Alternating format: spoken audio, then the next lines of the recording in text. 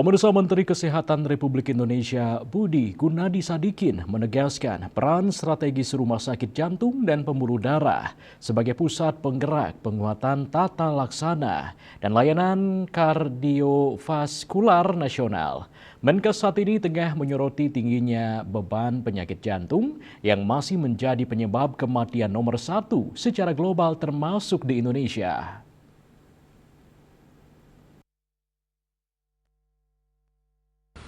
Dalam pembukaan Indonesia International Cardiovascular Summit di Jakarta, Menteri Kesehatan Republik Indonesia Budi Gunadi Sadikin menegaskan peran strategis Rumah Sakit Jantung dan Pembuluh Darah sebagai pusat penggerak penguatan tata laksana dan layanan kardiovaskular nasional.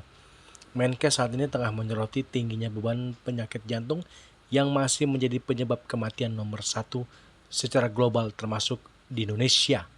Ia kembali menekankan perlunya penguatan sistem layanan secara terstruktur dari hulu ke hilir. Salah satu fokus pemerintah adalah tindak lanjut program cek kesehatan gratis yang telah menjangkau dari 59 juta penduduk. Punya pesan sejak saya selesai ngurusin COVID. Yang pertama, harapan kita harus bisa menyelesaikan masalah kesehatan jantung nasional.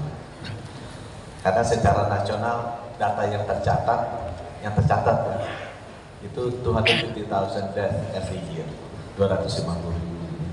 Saya nggak tahu apakah data ini benar apa enggak, itu sebabnya data registry jantung itu saya minta harapan kita coba bantu diberesin.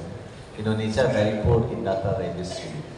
Cancer juga registrinya, mudah-mudahan udah kerja 2 tahun 3 tahun mungkin baru selesai tahun ini gitu ya. Mother and child mortality juga data registrinya kita jelek sekali. Jadi saya harapkan harapan kita can take a lead in finalizing data registry on heart disease. Nah, kalau saya bandingkan dengan data dunia, kematian jantung itu sekitar 20 juta.